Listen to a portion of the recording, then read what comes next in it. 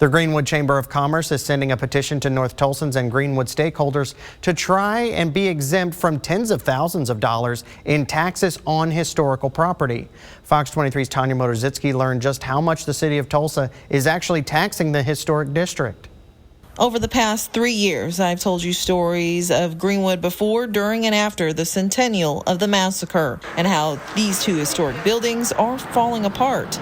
But there's not enough money to fix them. And stadium taxes, particularly on land where black people were killed and where a black hotel stood and was destroyed.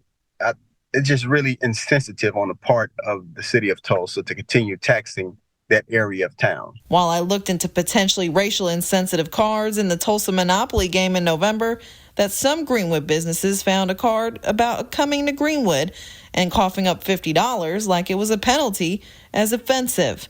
Alvin Muhammad with Greenwood Chamber of Commerce says this card brings up a bigger problem they're facing. That $50 fee that you are assessed for shopping in the historic Greenwood district reflects the $50,000 in property taxes and stadium taxes that the Greenwood district is paying presently. And these buildings are on national register. So I think it's important that these buildings are preserved, and part of that preservance is to allow those buildings to not be taxed or tax-free. $50,000 in taxes between property and stadium taxes. Every business within radius of the ballpark pays those taxes.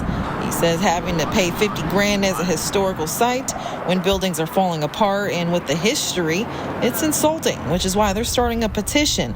They're sending it to all North Tulsa residents and businesses in the historic area. A larger part of the community is concerned about this and feels that it is unright that these buildings are taxed the way they are. According to the city, One Oak Field was built in 2009, and stadium taxes fund maintenance needs and improvements. The city says in the past, federal properties, churches, and homestead properties are exempt from those stadium taxes, and businesses have the opportunity to petition an exemption yearly at a county level. Covering news that matters, I'm Tanya Motorzitsky, Fox 23 News.